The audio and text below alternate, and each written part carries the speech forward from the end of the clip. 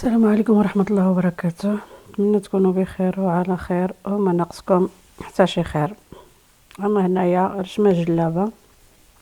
انا قلت نزلت معكم الرشمه وما لقيتهاش، يمكن تمسحت عندي بالغلط. خدمت معكم حتى ورقه الرشمه وخدمت الورقه ديك الجهه كامله مشات لي. المهم نخدم معكم هنا الدويدات على حسب شحال نتينا غادي تلوي فيها، يا 14 يا 15 يا 12. المهم كتعمل فيهم قد باش كيمشيو عبر واحد.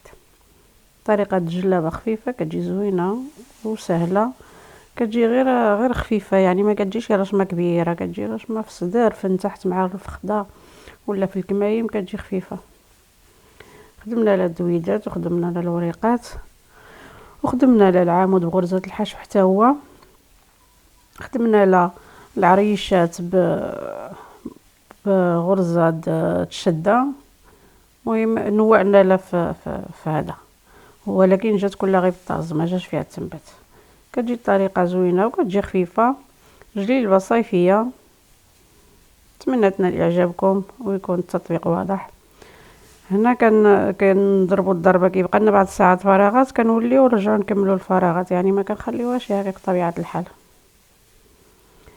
ما تنساوناش من البارطاج والبصمه اذا عجبكم الفيديو طبعا،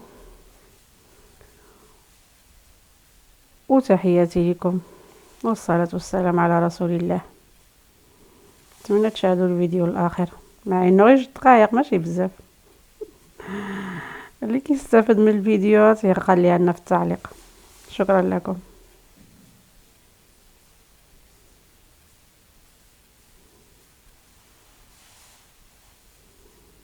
هاهي رشيمه غير هكا صغيره ماشي كبيره.